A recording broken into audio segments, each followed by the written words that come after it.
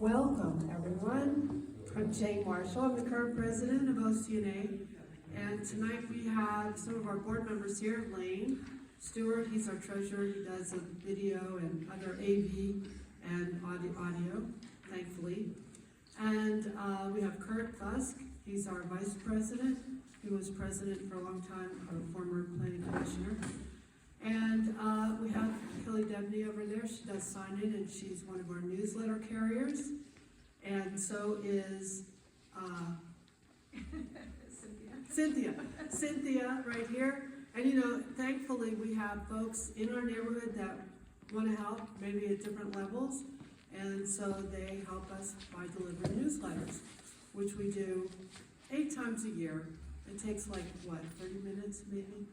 And you get to see everybody's landscape, and new paint colors. It's really kind of cool. And meet all these neighbors, you know, so then when they're walking around, walking their dogs or whatever, you can say, hey, how are you? You know, so it's really nice. If you're ever interested in getting involved in OCNA, you know, we are a non-profit, we're volunteer-based, and our goal is to make our life here in Oceanside better. Actually, on every one of our famous green newsletters, it has our mission statement. And basically, we're here to improve our quality of life. So, we are very well known at City Hall, and we carry a lot of weight. So, we appreciate your membership, and if you're not a member, you can sign up with Lane. We have Venmo and electronic signups too. But every dollar that we get goes into helping us print newsletters, keeping our website up, some other administrative costs. And then, of course, we match the donation for the holiday grocery and gift basket, which I hope you all brought a little bit of change that you can contribute to. Typically, we have about $250 or $300, of which we get food coupons at either Fraser Farms or Walmart, and a couple of smaller gift things. And St. Mary's will then select a family that is in trouble or needing a little extra help this season and give them this big basket. We make it real big, real shiny, and it's a really nice joy to be able to do that for a family that maybe isn't doing so well this time of year. So if you have the chance and the desire, please help us. It's a good thing, and we all like to share the holiday cheer. Let's see. So how many of you come because you get our green newsletters? How many of you come because you get our emails? How many of you come because of Nextdoor or other thing? Okay, good. It's our cheap way of marketing to make sure that we know we're reaching the right people. How many come because they saw the signs? Oh, because you see the neighborhood signs. People do see them. They do see it, yeah. You know, Kevin's not here. Well, Kevin's traveling, but he's the one that has the day-night lights that should be shining on them, but they're in his garage, and he's in Chile, so there you have it. A couple of things. Main Street has a Shop Local program, and I feel like I'm yelling at you. No. Am I? No. Okay. Sounds good. All right, the Shop Local program, which is starting November 29th through December 24th, and if you go and collect all your receipts, you get entered into, you get a prize for however many you have. There's certain tiers. So it's on the back of here, and it should be on our website too, ocna101.org. Also, don't forget the tree lighting, which is December 4th, you know, with the standard sunset market. So it's a big deal. It's at the Regal Plaza, and, you know, Santa, milk and cookies, all of that, plus the sunset market. So it's a lot of fun, and it's free, so very, very merry time. I should mention too, let's see, what's the other thing?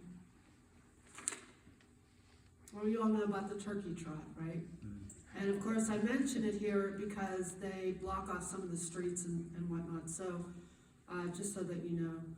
And okay, so that's that. Tonight we have 2 presentations. The first will be with Charlie Bowen. He's from Save Oceanside Sand group. He's the communications director, and he will update us on whatever's happening with Reed Beach. And we've all noticed there's like additional sand coming on the beach, and that's cool too. I know that Jamie Timberlake, who was here a couple months ago, promised that whenever they found sand, they would bring it and put it on, so that's great. It's not just once a year. So he's gonna update on that, and then we're gonna do the Coast Highway to redevelopment with me because Victor was called out. He gave me his presentation and said, please help me because I have to do something emergency. So I said, okay. And so I'll do my best, and I can take any questions and forward them to him, and we can go from there, okay? So without further ado, welcome everyone. Charlie, you wanna come up and give us a hand for Charlie?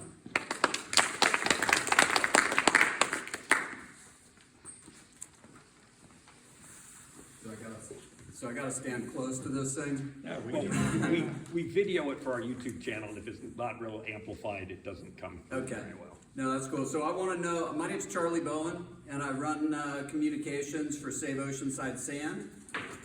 And I have a question for you guys. Are you guys a squeakier wheel and Save South O?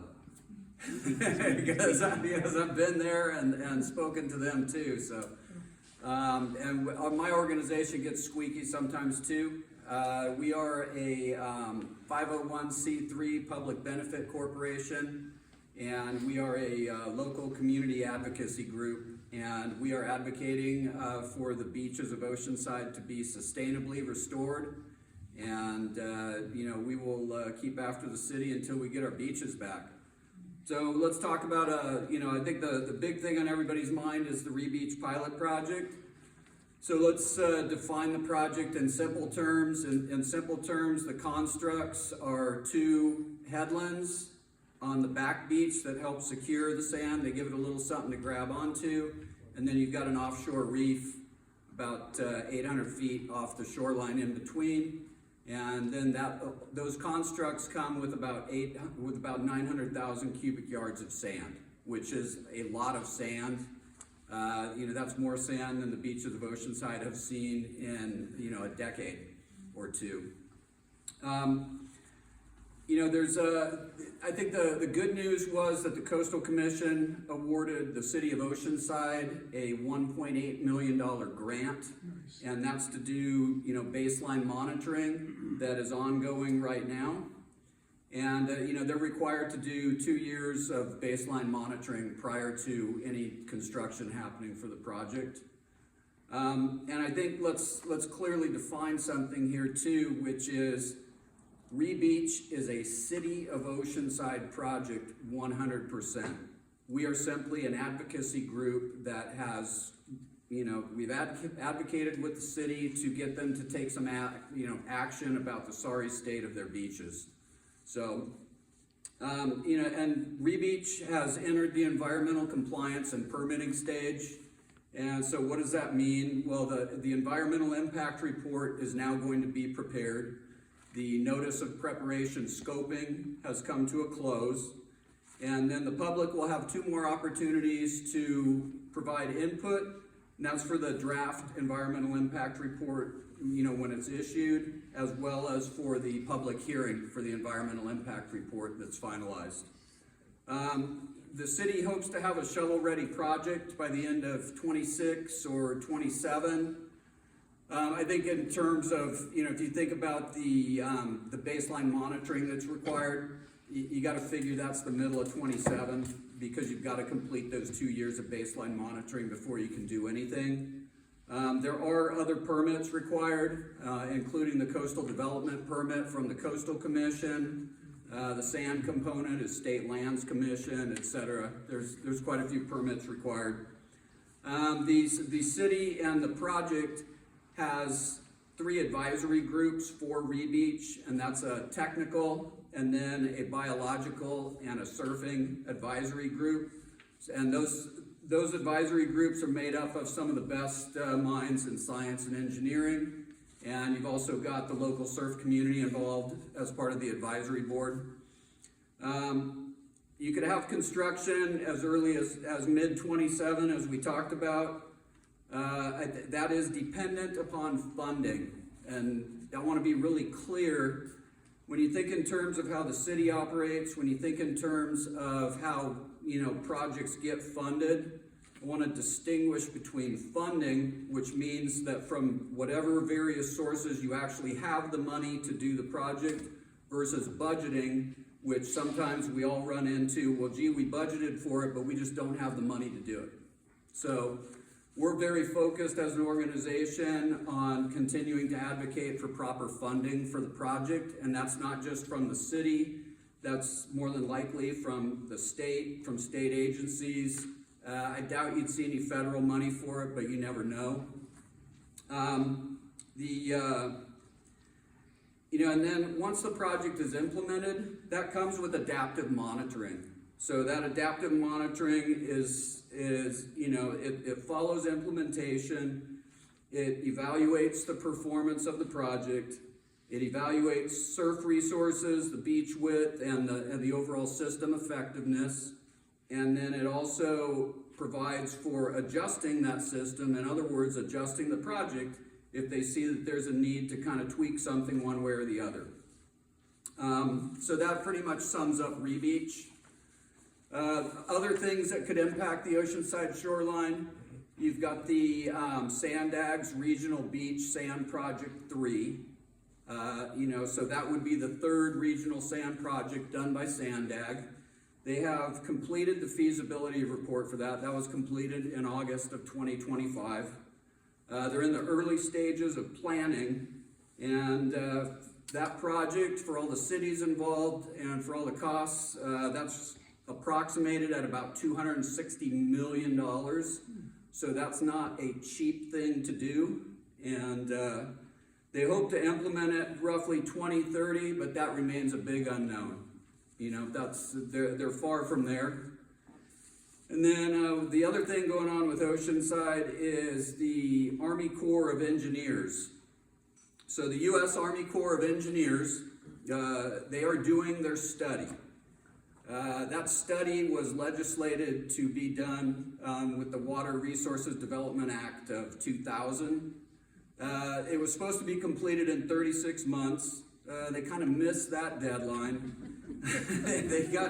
They got refunded and retrenched and ran out of money about 2016. And then Congressman Levin got after them, and they are funded through what should be completion of the study. That study will recommend, it's going to have, well, let's talk about what that study actually does. That study looks at 3 project alternatives. No project, sand only, or sand and groins. Those are the 3 alternatives that existed when they stopped doing the study in 2016. And because of their mandate and the federal legislation, they have to work with those 3 alternatives. We don't know what it's going to be. But that their mandate with that legislation is for the least cost, environmentally permittable project. And I believe the legislation, they have to determine the affected area by Camp Pendleton's boat basin and the Del Mar jetty, and they have to they have to mitigate the impact to the city. So, we'll see where they get. The tentatively selected plan is supposed to be made public in spring of 2026. The draft integrated report and environmental impact statement is supposed to be released in spring of 2026. And the finalized study is supposed to be released in spring of 2027. They have continuing conversations with the city about where they're at. We've met with the Army Corps. We actually met on the beach with Congressman Levin and the Army Corps and the city. And Levin was very clear about what he told the Army Corps. I want a whole beach solution for Oceanside. That differs from what the authorization for the study is. Who knows how that gets worked out. We have a pretty good relationship with Congressman Levin's office, and we continue to advocate for Levin to pressure them to do the right thing. It's a good news that Levin is on the congressional, the House Appropriations Committee, and that gives him some sway, so we will see what can happen. And then you guys wanted me to talk about the harbor dredging. So there's an evaluation underway to shift the timing of the harbor dredging from spring to fall. And that, to be clear, the annual harbor dredging is a federal harbor navigation maintenance project. The sand that ends up on Oceanside's beaches is a disposal project. The disposal project goes a lot better now that Oceanside has a coastal zone administrator, Jamie Timberlake, to kind of oversee where they put the sand and keep after Manson, the contractor, to put the sand and do the things that they are supposed to do. They're good, but they're like any other contractor. If I can get out of here early and make money, that works out real good for me. So, the Army Corps has actually recommended to do this change since 2000. And that came as part of their San Diego County Shoreline Technical Report, which was issued prior to that Water Resources Development Act authorization to do this study. So we think there's a relationship there. Anyways, they mentioned that in their report, and then there's been 3 other studies that recommend the same thing. The city staff did their technical evaluation this year. The city's consultant, Rincon Consultants, did a study, and then the GHD, the engineering firm that is handling the Rebeach pilot project, they studied this issue as part of their feasibility study prior to the design competition. So it's been looked at quite a bit. That's what the scientists think, that's what the engineers think. This is a matter for the city, and when they can get the Army Corps timing right, they will meet with first the Harbor and Beaches Committee, and then it will be presented to City Council. That is my understanding. We don't have a dog in that fight, it's just that's the way the process is gonna work based on the conversations that we've had. It's roughly, they believe that placing the sand in fall further south of the pier works well for the sand not ending up immediately in the harbor like it has over this past summer. So there's a little bit of shoaling difficulties in the harbor right now, and it's a little challenging for boaters.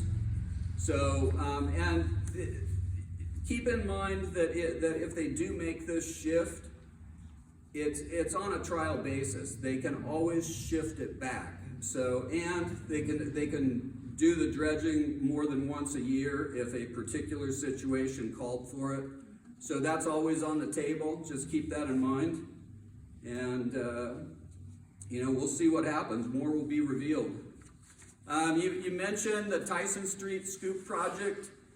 I didn't really come prepared to talk about that, but off the top of my head, SCOUP is Sand Compatibility and Opportunistic Use Permit.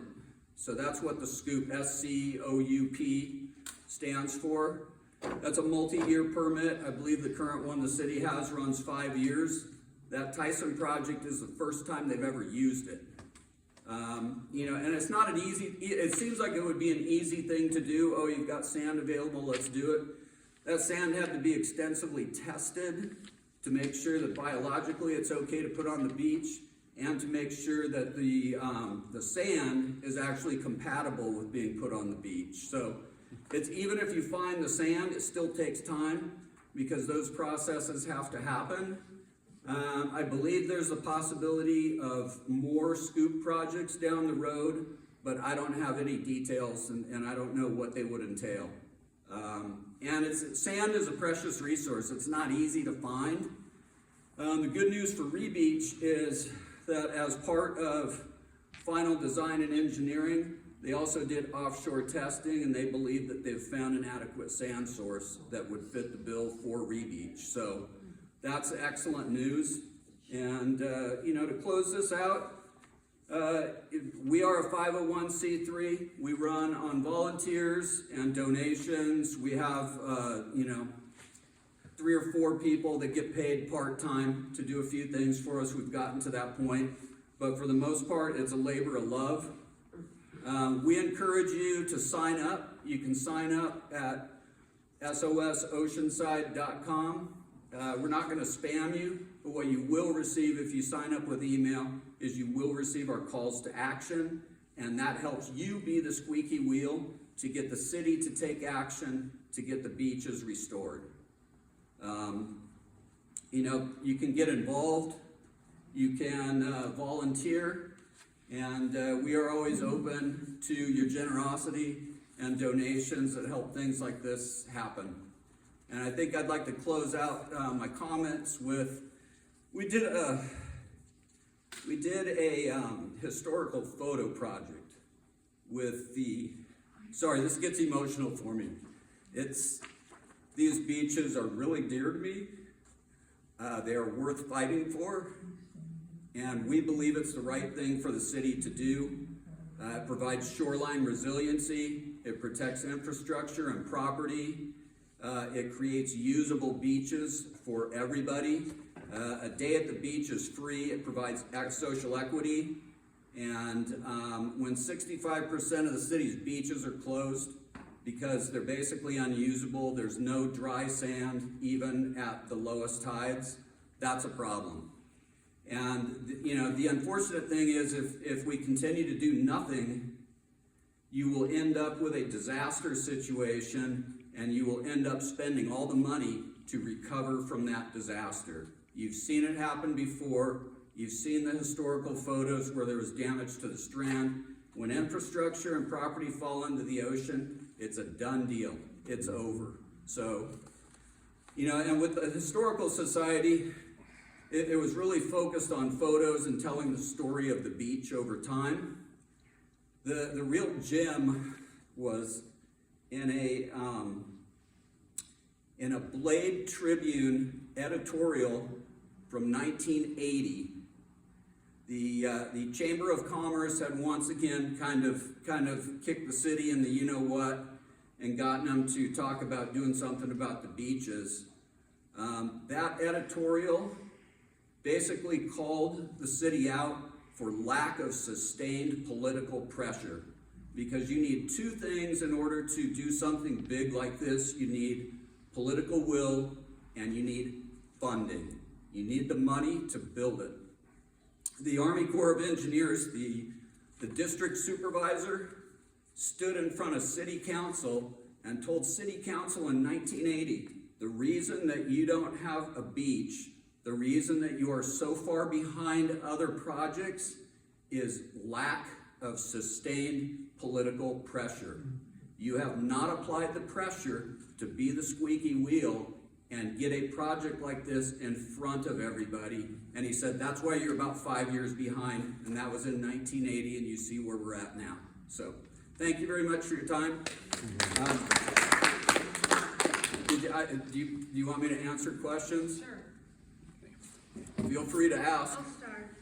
I saw on, I don't know if it was next door or something, but someone was concerned about the San Luis River. Yes. And it dumping sand at the base and not having the river go through. Yes. And the subsequent, problems with water quality thereafter. And what can be done, because you're in the sand, why can't they use that too? Well, my understanding with the river there, the little river delta, and upstream the river bed, that becomes protected habitat really quick. And we live in a state with the Coastal Act and the Coastal Commission, and there's a ton of old school, take a bulldozer and open it up. New school, you get in a lot of trouble if you do that. The city just had approved they actually just had the coastal development permit waived for the Alta Loma Creek opening, so that they have a multi-event permit to be able to go down there and open that up prior to rain events. Previously, they had just been opening it up, and that doesn't fly with the Coastal Act and the Coastal Commission, so, you know, Oceanside has taken the path of let's do the proper thing now, and that permit got waived. So I actually spoke at the Coastal Commission, and they waived that permit. Meaning they let it go. They didn't require the permit. Yeah. They just basically say, normally you need a coastal development permit, here you go, you can do it right now. Okay, good. So, and that was the same way that the native dune restoration project was approved. That to expedite things, that was done with a coastal development permit waiver. And, you know, that helped them to get going on that project finally. I have a I question. have a question. There's a little bit of a mischaracterization there, because the reason they don't want to open it up is because there's a lot of urban runoff, and there's a lot of microbes, and there's a lot of pathogens and that in the creeks, in the lagoons and that get backed up. If they open it up, it closes the beaches for that reason. So it's not the environment's fault. So I think that was a little bit of a mischaracterization. Yeah, and that's fair to say that. And what the city of Oceanside is doing is they are searching for the funding to be able to. They've applied for grant funding to be able to take the debris from the old road. I believe that was the old Arizona crossing that. Yeah. So the debris from that road is still there. You know, they took out the bulk of it, but you can see along the sides, that tends to affect how that river behaves when it actually does flow. So, and they want to open up the Alta Loma Creek opening because they do not want the upstream flooding from it.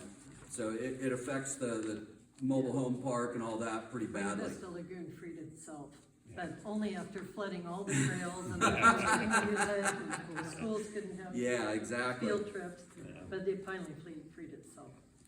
Yeah, back to the Re-Beach project, I remember going a couple of years ago and seeing I think it was three competitors, Yes. the finalists, and it seemed this one from Australia also had another component where they pumped sand from offshore.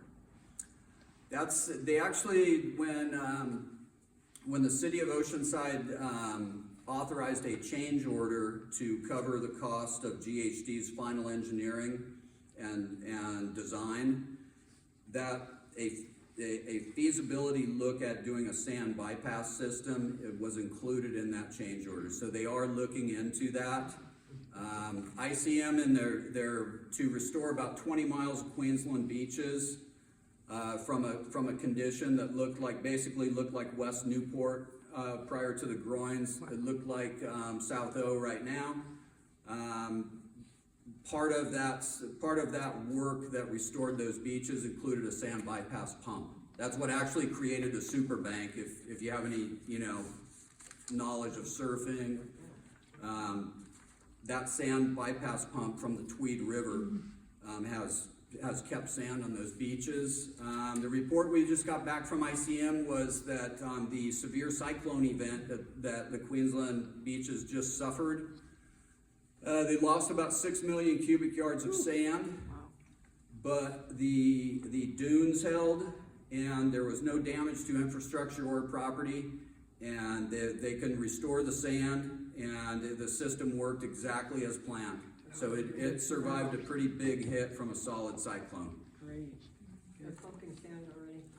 I know from the harbor, but this was talking about offshore. Question over here. Did we gain any sand from runoff from Pendleton watershed? Or is that impossible to know? It's impossible to know 100%, but I'll describe it this way. If you basically they put Pendleton in the middle of two river deltas, right. and essentially in the San Luis Rey, that essentially was the feeder beach that kept all the beaches of Oceanside in sand. If you look at that Del Mar jetty, In our conversation with Army Corps, we were told that there is as much as 7 to 7.5 million cubic yards of sand impounded by that jetty. So when you look at how that jetty comes off the beach and out, it's basically like a huge sand trap. In a discussion with another coastal engineering firm, on a back of the envelope calculation, based on their knowledge and some work they were doing, they said back of the envelope, you probably need total about 8 million cubic yards of sand to fix Oceanside's beaches. And it's ironic that that the numbers are about the same. So, and there's quite a bit of, I don't know the proper scientific term. I don't know if it's reflection or deflection, but there's a pretty substantial sandbank that runs offshore of Oceanside, not all that far out, as you come away from that harbor and start to head south. So, Yeah, we used to have beautiful beaches before the harbor was built. Absolutely gorgeous, but yeah. that's why the Army Corps is doing anything. Yeah, we'd like to see them do something. Yeah. Carolyn? I was just gonna say, I think what she may have seen is, they're pumping sand off to Snapper Rocks. Oh, yeah. After the cyclone offshore, they're shooting it out and letting the surf take it to the beach. Yep.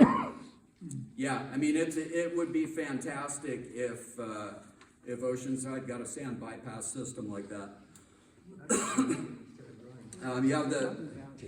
It was attempted in the late 80s, and they basically ran out of money, and the handoff of maintenance and all that stuff, plus the way the system was engineered, it ultimately failed and fell into disrepair and disuse. They didn't maintain it. So you mentioned there needs a baseline assessment before Yes. the whole thing can start. Why it takes 2 years for that baseline study? Well, that was one of the requirements. I mean, you can look at it this way: for the Coastal Commission to award Oceanside a grant that large, which for that grant pool that was pretty surprising that they did that. That it signals that they're warm to the project. They want to see certain things. They want to be able to prove out certain things. So they want a really good baseline along the parameters that they're looking for to be sure that project performance can be evaluated. And it's really, I wouldn't look at it as a delay, because my guess is permitting will probably run into 2027 anyways. It would be a very smooth environmental impact report, and it would be a very smooth permitting process if you had everything ready to go by the end of 2026. There's a lot of moving parts involved. To do anything near shore, you need an Army Corps permit. We all know that's going to take a long time. I think San Clemente has just experienced that for some of their sand work. So, there's a lot of moving parts. Ultimately, I don't think it's that really going to cause a delay.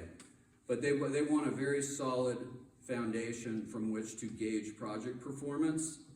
And I think there's a lot of focus on Rebeach where, from my perspective, I'm not talking from quoting anybody, but this is me personally.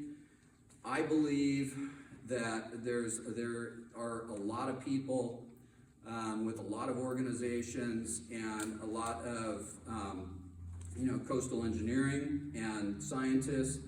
Everyone would really like to see this get done, because it's a very unique, one-of-a-kind project that can pave the way for some other projects that really need to happen in California. The Coastal Commission for quite some time has been interested in the use of offshore reefs. There's another state agency or two that's interested in the same thing. It gives them an opportunity to see this implemented and to be able to gauge performance. As an organization, we believe this is going to work. So, you know, but at the end of the day, it's science, it's engineering, and it's nature. And, you know, And it's government. yeah, yeah. Well, thanks, Charlie. Thank you very much for your time. I really appreciate the opportunity to What's come your here. website? It is sosoceanside.com. In case you have any, Yeah, if you type in SOS Oceanside, it'll come right up. If you type in Re-Beach, the city's have a link? Re-Beach information site will come right up. okay, good. So if you're interested in more and you want to sign up for emails, you know, what was that again? sosoceanside.com.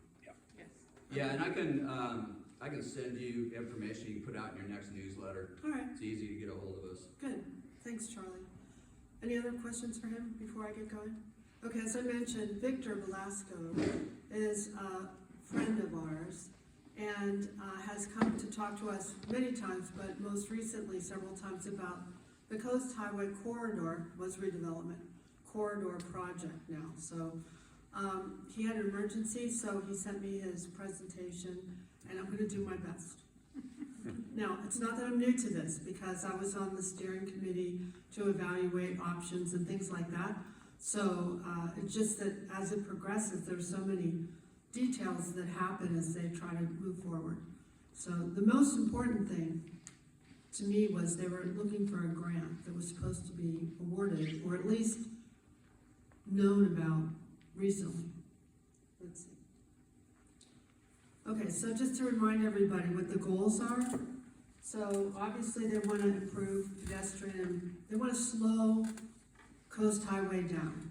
Anybody have a problem with that? No. Okay, so what I heard in the steering committee meetings long ago was we want to make Oceanside a drive-to city, not a drive-through city. Amen to that, right? Yes. Okay. Also, I guess there's some ADA concerns that could be updated, whether it's sidewalk, you know, wheelchair accessibility, things like that. Continuous flow. Now, a lot of people have concerns about traffic circles, but how many of you go down to Carlsbad now and can navigate that traffic circle? Okay, so, I mean, sometimes what we don't know isn't as bad as when we actually get it. So, it's not, I don't think the ones that we're gonna have are gonna be that wide, and certainly not have 3 streets to it. But, there will be 5, and, basically starting south of Mission Avenue, down to Oceanside Boulevard. And we're so blessed, I think there's gonna be one at Michigan, well, I know there is. Is there one? Washington. Washington, which is, where's Washington? What's there? Oh, the Crackheads. Yeah. Right, the Yeah, new like the Crackheads restaurant that has open eating with events Yeah. around it. Oh, yeah, I like that place. Do you know where that is? Mm-hmm. Okay. There's a liquor store on the other side of the street. And then, there's gonna be one at Wisconsin, right? Yeah. Yeah, right here. And, So no signal? West. No No. signal. no signal. And then one at West Street. So there's 4. Where else? Oceanside Isn't there one Boulevard? down at the, when you get on the freeway? Way No, out. no, On Ocean- the Oh, you other end? mean way up north? Yeah. Yeah, there'll be one there, yeah, for sure, okay. Now, so for us that are going, how is that gonna work? The photos that I've seen, they cut the corners of the sidewalks. So instead of them being like this, and then, you know, side streets going in, very sort of squared off, they'll be rounded at those particular traffic circles. I think the thing people miss about traffic circles, you don't cross at the corner. You cross away from it. That's why it's safer for pedestrians. It gets you out of the traffic flow. And It's then- much and then safer for pedestrians. To go on to that, I don't have pictures, but, you know, if you want them, I can forward them to you. There's certain streets, and I know Missouri, for one, will have bump outs on the southern end, no traffic circles, but it will allow for pedestrians to cross because it's gonna shorten the distance between the east side and the west side by some bump out. And there's gonna be one, I think, at Minnesota, you know where Vital is, Vital Gym, and a few others which I don't have off the top of my head. And they'll have the flashy lights. Yeah, they'll have those yellow flashy lights that you press the button. There's already 2 traffic circles right there on Vine going down to Oceanside Boulevard. Yeah, good point, Joe. So on Vine, anybody know Vine? You know, if you go up Missouri and down, when you get down to the Tides condominium development, right before you get to the G&M gas station, there's 2 traffic circles there, and they seem to handle traffic just fine. Well, they don't have any traffic on that street. Oh, they do. I go there 3 times a week and there's nobody on that street. Yeah. You know, middle of the day. Okay, so like the traffic in the morning and at night is pretty. It's very busy. Yeah. It works beautifully. To use that Slows you to right avoid down, going to doesn't. Oceanside Question. Boulevard. doesn't mess you up. So if they're doing the traffic circles out here, are they going down to 1 lane Yes, and then Yeah. opening up back to 2? No, it's Correct. one Or just lane, one the whole way? it's one lane the whole way. Oh, wow, okay. the northbound is 1 lane. North and southbound are one Well, lane. there's some diagrams that show 2 lanes and then going down to 1 at the traffic circles and then expanding. Yeah, I haven't So seen it's just, that. they'll just change. It's all been Now, one lane. keep in mind that there's also gonna be, you know, this was done before, and when Victor's done with whatever he's doing, you know, ask him to come back and give us a diagram of all this stuff.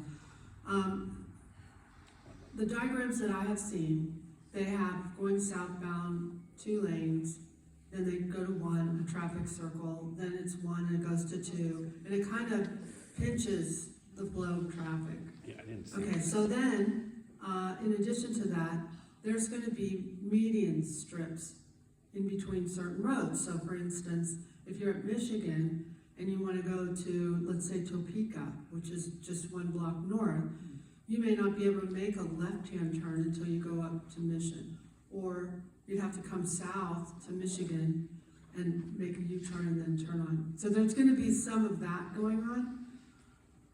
And again, remember the goal, the concept is make Oceanside a drive-to, not a drive-through, to cut down on the speed town. Now, there's good and bad about this. We know, you know, if we just wanna run down and get something, we're gonna be like crap. But on the other hand, we want to listen to all that, you know, because they're racing, especially at night, Oh, yeah. unless they choose to like Friday night. jump over the traffic circles, yeah. Does this plan also address, like, in the neighborhood, for example, on South Freeman Street here? Because I imagine a lot of the traffic might divert through the neighborhood. We've been working with the city on the cut-through traffic, trying to get ahead of it before all this goes in. Yeah, we've gotten, on Ditmar and Freeman, and we're working on Tremont and an extension of South Ditmar, actually, right over here. We're getting a lot of curbs painted red, which then allow for more corner visibility. If you've seen them, you know, you're not allowed to park there. And they do come around, I've seen people get tickets. And then also stop signs at what looks like now key intersections where people are using them to cut through. So, we're looking at one potentially at Ditmar and Leonard? No, there's a stop sign there, maybe it's Alberta, one of those. And then, one at Tremont and, what is that, Minnesota, where Communal Coffee is. Because there's not a stop sign except at Washington, is it? No, yeah, No, there's the only Missouri. stop sign is at Wisconsin from Missouri all the way to Oceanside Boulevard. Yeah, there's nothing, no traffic. You've got 4 roundabouts, or you're gonna just bypass it and go up Cleveland. So we meet with council people, you know, we meet with city people all the time, and, so, you know, I have no qualms in going above people's head to do what's right for the neighborhood, and those are some of the things that we're trying to do preemptively. Do you think this is right for the neighborhood? What, this coast highway? Yeah. You know, okay, I'm gonna liken it, I'm not gonna answer your question right off. I'm gonna liken it to the new hotels. When they went in, people were like, "Egad, what happened to our parking?" Which is true. You know, we're lucky we can walk or ride our bikes. But, you know, I kind of like them. You know, they give us a whole different feel to Oceanside. So now, I'm going to answer your question. Do I think personally this is a good thing? If it can stop some of the crazy traffic that we have, yes. Well, police, if they had the right number of police out there, that would do the same thing, wouldn't it? No. We have 4 traffic officers. They don't patrol that street at all. Well, that's another. In fact, when I do see a motor cop out there, he's usually giving somebody a ticket, but it's, they just don't have them there very often. Yeah, well, we're working on that too. So we had the chief of police here last month, if you weren't able to come, and now we have his name and number. And we're pressuring him for a couple of traffic, I call them sting operations, I don't know what they call them now, Wisconsin and Michigan. And, so they'll be there and they'll have somebody and they'll go after him. So we're working on that too. Okay. Can I just say one thing? I think it's a decision. Do we want to have I-5 West here with people racing through our town? Or do we want them to stay on I-5 because they know coming over here will not get them there any faster? And that's the right answer for us. And if we move slowly I don't think that's happening. and continuously, I don't think we what will get there in the same your amount of problem time. doesn't exist. That's a false premise. The Well, people's- To say people are Both gonna stops use coming the through. coast highway instead of I-5, I mean, that If I doesn't can, make any if sense. I can, let me finish the presentation, we'll have a discussion, okay? All right, so fall 2024, the design was completed and approved. So it's gone through the Coastal Commission, and it's gonna move forward. I know some people like and don't like things about it, but they're trying to answer so many people's opinions and questions and get it all in if it's possible. The spring summer of 25, they applied for this grant that was gonna help get them started. The idea is they're gonna start on the north part before Mission, and then they're supposedly coming down to the south part, closer to Coast Highway, Oceanside Boulevard, and then they'll do the middle sometime. That's the last I heard. So that starts on 25. When does that complete? About? Is it a 4-year project? Or any It's all guesses? depending on funding, so this initial funding that was hopefully to be gotten through Sandag and some of our taxes for mileage and whatnot, was postponed. The decision was postponed pending additional information, which they apparently have just given them, and I'm not sure what that was. Jean? Yeah. How does this, how will it affect, and I'm not a bicyclist, but I'm just thinking the bicycles using those lanes the same as the cars are, the roundabouts and everything. How does that They'll affect have them? their own lanes. They That's have where their the lanes lanes. are being taken away from, Yeah. for bike lanes. So they get to go right through, but the cars have to go around. No, No, they they have to go go through around the too. They're But just a separate lane. separate It's for lanes. bikes. But Okay. everybody's moving much slower, so a bike can deal with the car, as opposed to the people speeding, Pretty soon we'll which just hit be the walking. pedestrians. Yeah. Well, it's safer for pedestrians too. It's safer for everyone. So people always ask where the money's coming from. Yeah. And from Transnet, the half-cent sales tax, so that's where the first grant is being gotten. And then thoroughfare signal fees, collecting, I don't know what that means, but. And then I know that they're looking at other grants through state and federal resources. Okay. All right, so this is about the Sandag, originally notified it would be awarded the grant, but now it's pending because of this additional information. And hopefully it'll be reviewed by the end of this year and they'll get the money. Okay, next steps. So the EIR, which is Environmental Impact Report, keep in mind that EIRs are not necessarily needed anymore for the state. Now, if you consider what those mean, anybody know what that means? That means that the developer has to supposedly thoroughly evaluate the impact that their activity will have on this. So it's not like green environment kind of thing. It's about what is the impact to the environment of this project once we do what we think we wanna do. And so there's all these technical people that come through to add and subtract and give their opinions, their professional opinions. So anyway, they drafted this addendum that was needed. I asked, why was it needed? What was wrong? What was changed? Because my fear is that, this Oceanside Transit thing, which please, I'll go down that path in a minute, email council about the bus routing, okay? But there's something about the 90% of review that they've had from all these different meetings that they've had, including things like where they come here and they take questions. So they put them all into a basket and they sort them and then they try to address them. Well, once that's done, they'll continue with additional public outreach and clarifying and making sure that we know what's coming. So it's a very, as much as possible, transparent on their end process.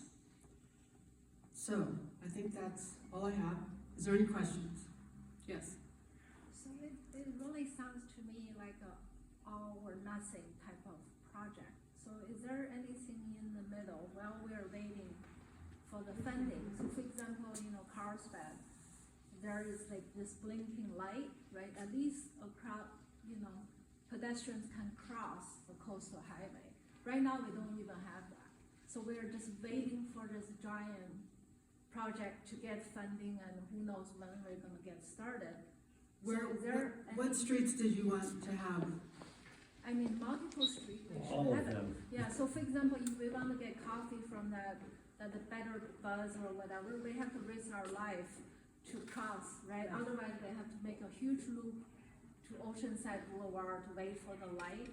So it's, there are okay. multiple crossings could be facilitated. Right. I don't have an answer for that, but I will take it and find out. Yeah. I have a partial answer for that. I want to make it, if I can make an announcement. Yeah. Do You want to come up here? Oh, sure.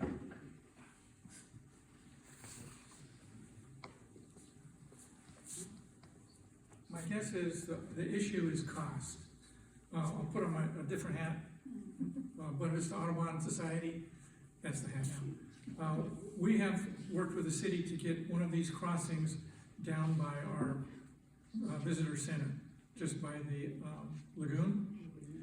Just the engineering for that was $115,000, and the installation, total project, was about $300,000. So you're looking about $300,000 per crossing. Light there to cross? That's all. All we asked for was the blinking lights, Yeah. one on each side, Right. with a strip across like they have down in Yeah. Carlsbad. Exactly. $300,000 a pop. That's what it costs to do it up to city standards. Just one brief announcement for everybody. Might be more expensive now. Yeah, really. No, that was just last year. Yeah, give it a week. The Buena Vista Audubon folks, I don't know if you guys have kept up with what we're doing. We own a piece of property, that little piece of property across from our The Nature Center? nature center. That's a bunch of reeds. It's and just to stuff. the west of the nature center. There's about 3 acres there. We're restoring that, and on December 8th at 5:15 to 7 o'clock, we're having an open house to explain where we are with that project, what it's gonna look like, what it looks like now, and what it's gonna look like in the future. So everybody's invited to come down December 8th, 5:15, or a little bit later, and we can explain what it's all about. And I believe they're gonna be having some snacks and. Yeah, we'll have things like little, that. Get some not little open things to bar, eat. but snacks and pop, probably. Okay, thanks, Bert. Yes. Jane, do you know what they're gonna do with the businesses that need semis to deliver product and how they're gonna end up on the residential streets? Well, yes, I do. Yes, I do. Okay. I should say, because the board acts as a team. And what we found out is that a lot of the local businesses have already been contacted by the traffic department and showing them maps about how their semi-delivery trucks should go through the alleys. Right, good. Oh, gosh. Yeah, And we're gonna do the sewers. I'm just saying. Yeah, I got it. I didn't say that the water department talked to the traffic department. I did not say that, right? I have it on tape.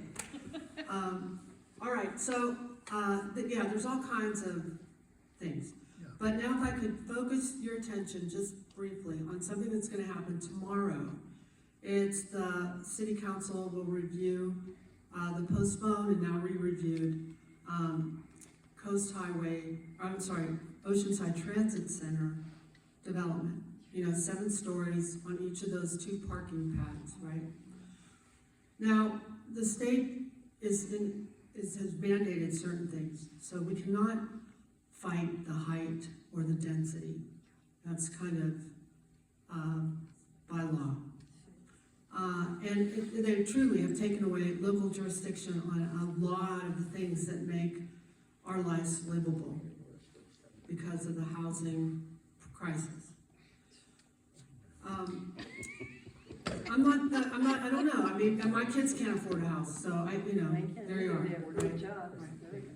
are. But we're not focusing on that. We're focusing on the negative impacts of them routing 133 buses, and this is by taking the route 101, 302, and 318 buses and going down and counting how many leave every day and how many come back every day.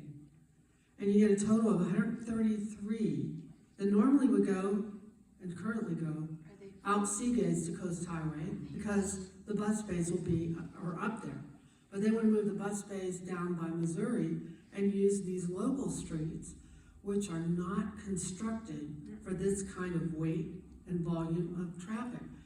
Add to that, there's going to be 1,800 parking spaces in those 2 buildings that are going to use Missouri at Tremont to go in and out of. Now, I don't know about you, but I think just plain Jane logic says this is going to be a congestion nightmare, let alone a traffic nightmare, let alone a safety nightmare, let alone a nightmare. Air pollution nightmare. Well, I know, on and on, right? But the main thing is public safety as it relates to the pedestrians that they now encourage all of us to walk and bike. That Tremont, because of Coast Highway, is used as a cycling path for all the all the people cycling up and down. It's a better way to walk too. Yeah.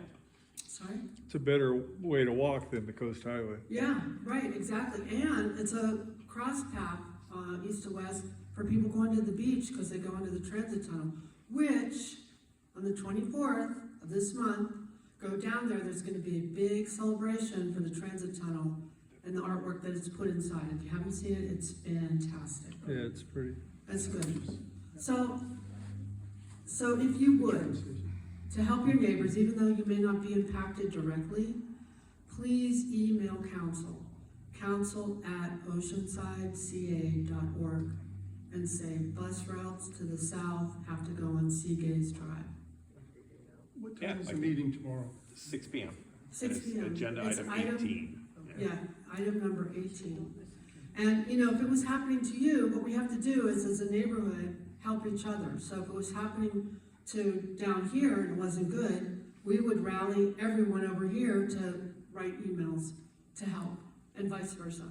Yes. Sorry, I don't quite understand. The argument is to do what exactly? To reduce the number of buses, to move it to Seagaze? Seagaze. That's where they're Right on now, right they now. are on Seagaze. They can continue to go on Seagaze.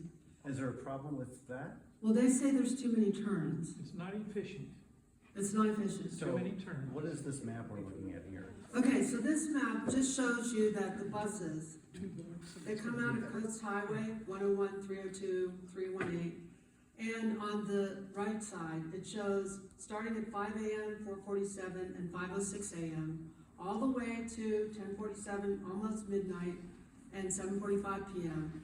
We're gonna have a congestion of 133 buses on average a day going through here. So Sorry, our goal Is this is the current state or the proposed state? proposed. Okay, so the current state is what? They're on Seagate They're right on now? Seagaze Drive. So the argument is to keep it on Seagate? Yes, thank you for Okay. clarifying. Yeah, this is really confusing. So if if the development occurs, are they gonna reroute the buses to what is on the screen? Yes. And that's bad because, The streets are narrow, they're not constructed for the weight and volume of traffic. The parking, the street parking that everyone desperately needs is now impacted and can be removed based on them petitioning the city.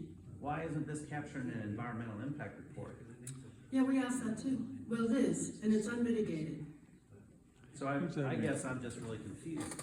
If you conducted an environmental impact report, not you, but whoever is proposing this. Yeah. I mean, we just heard really two solid presentations tonight that have an environmental impact report that's tied to it, both the Beach and the Coast Highway Project. Why isn't that EIR capturing what you're mentioning here? It did, and it said that it needed no mitigation because there was nothing wrong with running 130 buses out of their bus bays, which they've moved from Seagaze down to the southwest corner of Missouri, and they just said it's easier for them just to go right out of their bus bay out Missouri and make that right-hand turn because they're only moving 300 feet. However, it didn't take any, they said that all of the noise constraints, the pollution constraints, the traffic constraints, impacts did not need any mitigation in their DEIR that we addressed, and even an attorney. That's just a draft EIR. And the final EIR, it just said, we don't care, it doesn't need to be addressed. Whereas Seagaze Drive is 55 feet across versus 40 in concrete. So we were just saying, why can't you just route it either through your development or along Tremont, northbound to where there's a stoplight? And they said, we can't tell you we're gonna do that until the Coast Highway project is complete. We will make no commitments. And we had supposed to have a meeting on Tuesday with the CEO, and he didn't show up. They just sent other people at North County Transit. And that's kind of how it's been. We have to pressure council, in particular, Esther the mayor, understands our concerns. Eric Joyce is open and listening to what's going on. I don't believe that Peter Weiss or Robinson are going to. They voted for it. Yeah, but so the linchpin will be Jimmy Figueroa. So if you can, please send an email I sent one out to members with what to say and everything. So if you would, please do that. If you can show up tomorrow at 6 p.m. and speak on it, even better. Because if we show a lot of people in the seats, that really has impact. They count how many emails they get, for and against, and they also count how many people are in the seats, and that sways their opinion. And it isn't the project, it's just the bus routing, because the project's pretty much But they by won't right. commit to bus routing because they know we can't do that. Would you say the project's pretty much what? If the project isn't, as projects go, it's not that bad. Considering other ones I've seen for that piece of property, it's the best one I've seen. It's just the North County Transit's commitment to non-committing to the bus routing and running them through the neighborhoods with, all the impacts that can cause that I don't agree with. And that's me personally. Yes. So, this is just speculative, but is the whole push to move the transit center south, does that have to do with the incoming condominium development that's going to be where the theaters are? Okay, so big Let's hold talks. that. But it was done before the Regal Theater redevelopment. They want to move the bus base because they want to put a 180-room hotel there, and they have a 100-year land lease on the apartments and the hotel. So it's about putting the money, their income downtown and protect it from the buses they want to impact us. So they want to take their negative impacts and put them into the neighborhood instead of keeping it within the project and using collector streets, which are meant for that. Anyway, so we need to wrap up because St. Mary's has us on kind of a tight timeline. So we'll see you in January. We don't have anything next month because people are too busy with other things. But we'll see you in January and have a happy holiday. Don't forget to contribute to our grocery and gift basket. We give it to you? No, there's a